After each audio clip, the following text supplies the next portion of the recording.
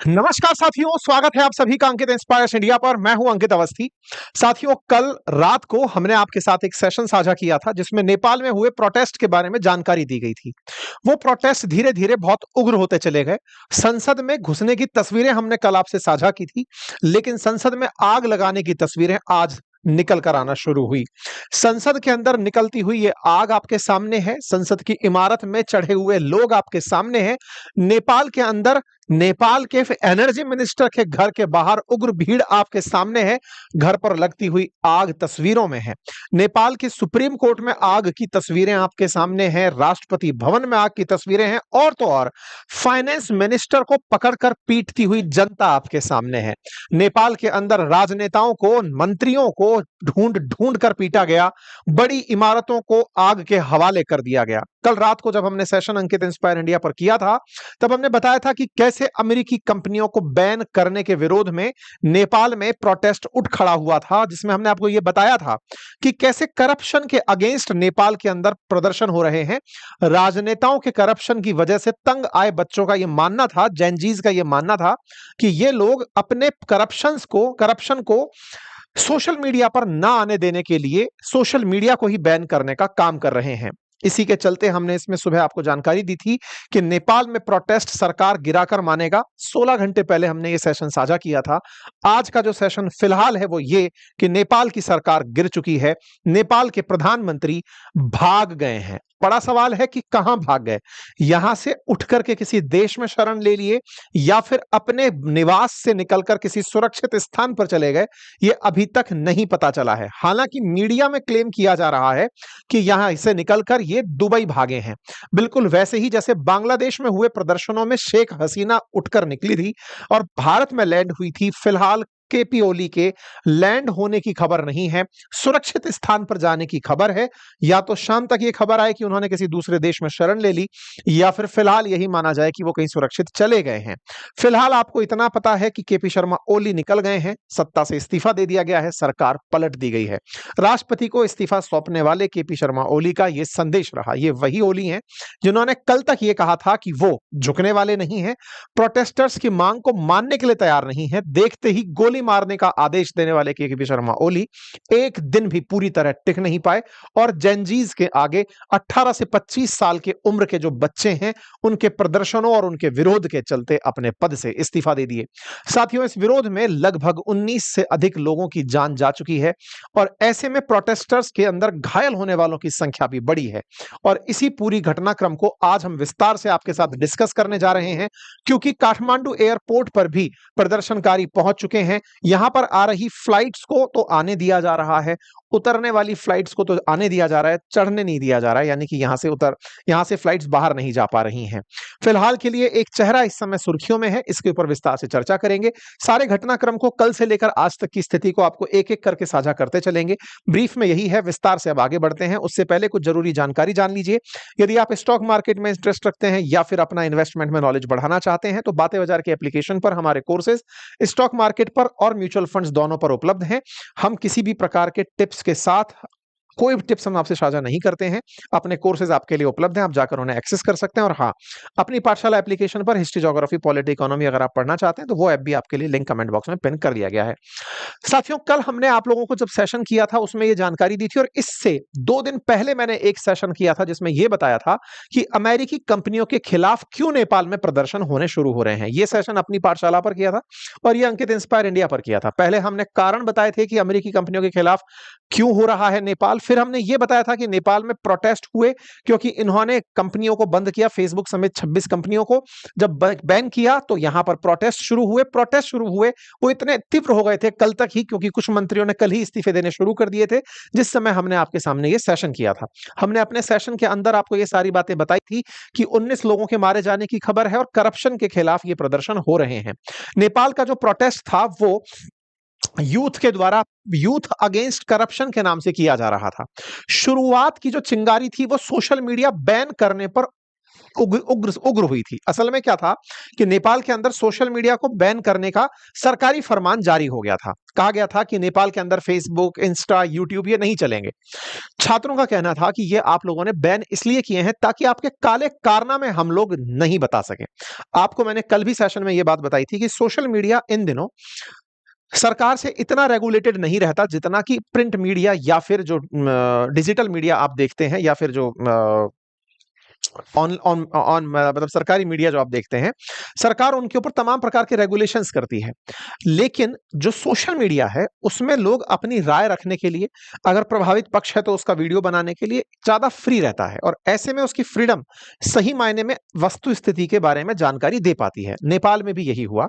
जो यूथ था वो करप्शन के खिलाफ काफी लंबे समय से प्रदर्शन कर रहा था, लेकिन सरकार को अपने खिलाफ होते प्रदर्शनों को रोकने के लिए बजाय उन प्रोटेस्टर्स के पोस्ट पर कोई प्रतिक्रिया देनी थी, उन्होंने बैन ही कर दिया कि जब ये स्थान ही नहीं रहेगा, जिस क्षेत्र पर आप प्रदर्शन कर सकते हैं वो जगह ही नहीं रहेगी, तो प्रदर्शन हमारे खिलाफ कैसे होंगे। लेकिन जनता इस बात के लिए बहुत अच्छे से सजग थी कि चूंकि आपको करप्शन की जानकारी पब्लिक में नहीं आने देनी है, इसलिए आप हमारे प्लेटफॉर्म्स को बैन कर रहे हैं।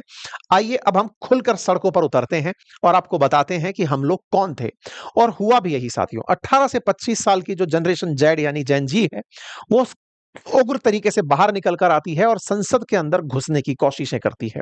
नेपाल के 7 शहरों में कर्फ्यू लगा दिया जाता है। गृह मंत्री ने कल ही, जब शूट एट साइट का ऑर्डर दिया गया, संसद भवन पर चढ़ते हुए बच्चों को गोली मार दी गई। ऐसे में 19 बच्चों की मौत हो जाती है और इसके बाद में गृह मंत्री नैतिक रूप से जिम्मेदारी लेते हुए अपने पद से इस्तीफा दे देते हैं। छात्रों की मांग उग्र होती चली जाती है। छात्र डिमांड करते हैं, यानी जेन जीज डिमांड करते हैं कि हमें पार्लियामेंट को डिसॉल्व करवाना है, हमें प्रधानमंत्री समेत सभी का मास रेजिग्नेशन चाहिएगा, हमें चाहिए कि जो लोग इस तरह की जिम्मेदारी के साथ थे, जिन्होंने हम लोगों को मारा, गोलियां मारी, उनके खिलाफ कार्रवाई हो, अंतरिम गवर्नमेंट स्थापित की जाए जिसमें बच्चों को साझा किया जाए, और अर्ली इलेक्शन करवाए जाए अंतरिम इलेक्शन के बाद, अंतरिम गवर्नमेंट के बाद। छात्रों की इस मांग, जैन जी की इस मांग के बाद में नेपाल के अंदर प्रदर्शन जब बढ़ते चले जा रहे थे, ऐसे में प्रधानमंत्री ओली, राष्ट्रपति, गृह मंत्री, इन सभी के जो निजी निवास हैं उनके ऊपर हमले होने शुरू हो गए। इतना ही नहीं, पूर्व प्रधानमंत्री शेर बहादुर देउबा के घर को भी जला दिया गया, और तो और उनको घर में घुसकर पीटा गया। वित्त मंत्री विष्णु पौडोल को काठमांडू में उनके घर के नजदीक दौड़ा दौड़ा कर पीटा गया। प्रधानमंत्री केपी शर्मा ओली ने इस्तीफा तो दे दिया और सेना के साथ बैठ करके कहीं अज्ञात जगह पर चले गए। उन्होंने बकायदा इस तरीके से चीजें देखी। अब देखिए यहां पर ये ट्रॉमा सेंटर की तस्वीरें हैं। यहां के गृह मंत्री, कृषि मंत्री, स्वास्थ्य मंत्री सब गिनती से इस्तीफा देने निकल पड़े, क्योंकि छात्रों की मांग थी, जैनजीज की मांग थी, और ये सब लोग निकल के लगने निकले। नेपाल के प्रधानमंत्री ने तुरंत सर्वदलीय बैठक बुलाई। बैठक बुला करके उन्होंने अपनी तरफ से लोगों से पूछा कि बताओ हम क्या कर सकते हैं। सबने कहा कि साहब आपको अब पद छोड़ देना चाहिए, यही आपके लिए बेहतर होगा। ऐसे में पूर्व प्रधानमंत्री देउबा के घर में प्रदर्शनकारी घुस चुके थे। प्रदर्शनकारियों ने बुदलील कांठा जो जगह है वहां पर कांग्रेस अध्यक्ष शेर बहादुर देउबा के घर में तोड़फोड़ भी करना शुरू कर दिया था। यहां पर आप तस्वीरें देख सकते हैं, शेर बहादुर देउबा को पकड़कर लाते हुए, नाक से खून निकलते हुए आपको उनके चेहरे में से दिखाई दे जाएंगे। उनके हालात कितने बुरी तरह बिगड़े हुए हैं आप ये देख सकते हैं। तस्वीरें बयान कर रही हैं कि उन्हें बढ़िया से मतलब घर में घुस करके कूटा गया। मतलब यहां पर यह नहीं था कि सत्ता पक्ष और विपक्ष में से कोई एक पार्टी किसी के साथ है, नहीं। राजनेता हैं, राजनेता देश के लिए अगर काम नहीं कर रहे हैं, आपकी संतानें करप्शन कर रही हैं, नेपो किड्स आपके भ्रष्टाचार के पैसे से ऐश कर रहे हैं, आप सब गुनहगार हैं, और सब गुनहगार हैं तो सबके खिलाफ फैसले लिए जाएंगे। और फैसला लेते समय छात्रों ने, यानी जैनजीज ने, जब अपने हाथ में पूरी तरह नियंत्रण लिया तो उन्होंने केपी शर्मा ओली के घर में आग लगा दी। जो तत्कालीन प्रधानमंत्री थे उनके घर में आग लगा दी। अब तो चूंकि आज वो इस्तीफा दे चुके हैं, उनके घर में आग लगाई। तस्वीरें बाहर निकलकर आई, ओली के घर में जिस तरह से आग लग रही है, इससे देखकर अंदाजा लगा सकते हैं कि छात्रों में या फिर जैनजीज में कितना उग्र गुस्सा रहा होगा। इतना ही नहीं, उन्होंने नेपाल के जो मतलब और जो घर थे, मतलब पीएम के घर थे जितने भी, उन सबको आग लगाई। यहां पर एक प्रमुख होटल है हिल्टन होटल, उसके आसपास के क्षेत्रों में आग की लपटें देखी गई। यहां पर प्रेसिडेंट जो है उनके रेजिडेंस पर भी आग की तस्वीरें निकल कर आई। होम मिनिस्टर के घर में आग लगा दी गई, फॉरेन मिनिस्टर के घर में आग लगा दी गई। तस्वीरें बयान करती हैं, नेपाली कांग्रेस पार्टी के ऑफिस में आग लगा दी गई, सीपीएन यूएमएल के पार्टी दफ्तर में आग लगा दी गई। ये आग ही आग की तस्वीरें हैं जिसमें प्रोटेस्टर्स ने जहां से ज्यादा मैक्सिमम जगह जगह पर जहां पर रूलिंग पार्टी है उनके दफ्तर और कार्यालयों में तक में आग लगा दी। ऐसे में फिर नेपाल की आर्मी अपने हाथ में चीजें लेती है, मिनिस्टर्स को सुरक्षित रूप से उठाती है और उन्हें बचा करके ले जाती है। विपक्षी दलों ने फिर प्रधानमंत्री से इस्तीफे की मांग की। प्रधानमंत्री ने इस्तीफा देने का निर्णय ले लिया, लेकिन इस पूरे पार्टी के बैठक में राष्ट्रीय स्वतंत्र पार्टी शामिल नहीं हुई थी, क्योंकि उनके नेताओं को इन्होंने जेल में डाल रखा था। राष्ट्रीय स्वतंत्र पार्टी ने जुलाई 2024 में ही इनसे अपना समर्थन वापस ले लिया था। तो अभी फिलहाल के लिए उन्हीं से उम्मीदें बहुत ज्यादा हैं कि राष्ट्रीय स्वतंत्र पार्टी ही शायद यहां पर सत्ता में लौट कर आए, जिसमें रवि लामिछाने नाम के जो व्यक्ति हैं उनकी पार्टी है। ठीक है, तो रवि लामिछाने ऑलरेडी जेल में थे, तो ऐसे में उन्होंने इस बैठक में भाग नहीं लिया, या उनकी पार्टी की तरफ से इसमें भाग नहीं लिया गया। साथ में काठमांडू के जो मेयर हैं, जिनका नाम बालेन शाह है, उनको भी नजरबंद किया हुआ है। असल में क्या हुआ कि इस पूरे प्रोटेस्ट के पीछे कोई एक चेहरा तो होना था। हालांकि छात्रों के द्वारा या फिर सोशल मीडिया इन्फ्लुएंसर्स के द्वारा इस आंदोलन को बुलाया गया था, लेकिन उसके बावजूद भी जो दिशा और दशा तय करने वाले कुछ चेहरे थे, उनमें बालेन शाह का नाम काफी तेजी से निकल कर आ रहा है। बालेन शाह काठमांडू के मेयर हैं, 35 साल की उम्र है, पहले ये एक रैपर रह चुके हैं, उसके बाद में फिलहाल ये जनता के बीच में काफी लोकप्रिय हैं। काठमांडू में इन्होंने अपनी तरफ से इस प्रदर्शन का पहले ही समर्थन कर दिया था। इनका कहना था कि चूंकि ये जेनजीज का प्रदर्शन है, 15 से 28 साल की उम्र के जो बच्चे हैं उनका प्रदर्शन है, उम्र के हिसाब से मैं उसमें साझा नहीं हो सकता, लेकिन मेरा इस प्रोटेस्ट को समर्थन रहेगा। बालेन का ये फेसबुक पोस्ट है जो उन्होंने कुछ समय पहले, यानी कि प्रदर्शन होने से पहले किया था, कि 28 साल तक के जो बच्चे हैं वो इस प्रदर्शन में रहेंगे, मेरी तरफ से मैं इसमें पूरी तरह से साथ हूं। I can't go due to age limit but important to understand them, I have full support. इन्होंने अपनी तरफ से सपोर्ट दे दिया था। इसके बाद में केपी शर्मा ओली अपने पद से इस्तीफा देते हैं, और जब पद से इस्तीफा देते हैं, राष्ट्रपति पौडेल को अपना इस्तीफा सौंपते हैं और उसके बाद में हेलीकॉप्टर में उड़कर निकल जाते हैं। कहा जा रहा है कि दुबई भागे हैं, बाकी आर्मी बताएगी, आर्मी की तरफ से कोई ऑफिशियल स्टेटमेंट आएगा तो पता चलेगा, या फिर दुबई बताएगा। पहुंचने में दुबई भी टाइम लगता है, ऐसे में बीच की खबर क्या आती है वो बाद में पता चलेगी। बालेन इस पूरे मुद्दे को अपनी तरफ से पोस्ट किए जा रहे थे। आप में से कुछ लोग एक सवाल जरूर उठा सकते हैं कि सोशल मीडिया तो बैन था, तो फिर बालेन के ट्वीट्स या स्टेटमेंट्स कहां से आ रहे थे। कल रात को जब हमने सेशन किया था, आपको तब यह बताया था कि नेपाल में सोशल मीडिया बैन था। रात को 1 बजे हमने अपना सेशन खत्म किया, उसके 2 घंटे बाद में पीएम ने उन सोशल मीडिया पर से बैन हटा दिया था, यानी कि जो आदेश था उस आदेश को उन्होंने वापस ले लिया था। रात को 1 बजे के आसपास, इंडियन टाइम के आसपास बता रहा हूं। अच्छा, इन्होंने वो आदेश वापस ले लिया था। उसके पहले भी ये लोग वीपीएन यूज करके सोशल मीडिया पर पोस्ट करते जा रहे थे। नेपाल में फेसबुक का काफी प्रचलन है। फेसबुक पोस्ट के माध्यम से बच्चों को या फिर जेनजीज को दिशा और दशा दी जा रही थी। ऐसे में जनता पूरी तरह से कन्विंस होकर के अपने, यानी कि बच्चे जो थे वो पूरी तरह से कन्विंस होकर के आंदोलन की तरफ निकले हुए थे, और इस थॉट के साथ थे कि किसी भी प्रकार से लोगों से ऊपर कोई नहीं है। और ऐसे में प्रदर्शन होने शुरू हुए, और जो आपके सामने की स्थितियां हैं वो मैंने आपको बताई। एयरपोर्ट पर किस तरह से फ्लाइट्स और हेलीकॉप्टर्स खड़े हैं ये आप देख सकते हैं। 3 मेन इमारतों पर, जिसमें से संसद भवन है, सिंह दरबार है और सर्वोच्च न्यायालय है, वहां पर आग लगा दी गई। छात्र प्रदर्शन करते हुए सड़कों पर निकल रहे थे। उनसे पूछा गया कि अल्टीमेटली आप क्या चाहते हो। असल मायने में क्या है कि नेपाल के जो छात्र है ना, या फिर जो यूथ है, वो यहाँ की बेरोजगारी से बहुत ज्यादा व्यथित है, और साथ ही साथ वो ये देखता है कि यहाँ की सरकारें कभी भी स्थिर सरकारें नहीं बनी है।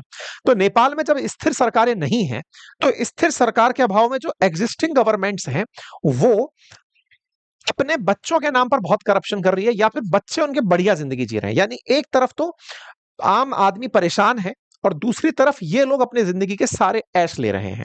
छात्र इस बात से बहुत तंग थे, इसीलिए नेपो किड करके ट्रेंड कर रहा था नेपाल के अंदर। ठीक है, अच्छा, इसी के साथ साथ जो रवि लामिछाने हैं, उन्हें अब अपने जेल से रिहा कर दिया गया कि भैया आप बाहर निकलो, क्योंकि इनके बारे में और वो जो काठमांडू के मेयर हैं उनके बारे में अब कयास लगाए जा रहे हैं कि ये मिलकर के सरकार बनाएंगे। प्रदर्शनों के बीच में भारत सरकार का पहले तो संदेश ये आता है कि हम इस पर नजर बनाए हुए हैं। बाद में प्रदर्शनों को देखते हुए एक आपातकालीन नंबर जारी किया गया, कहा गया कि सभी भारतीय वहां पर सुरक्षित रहे।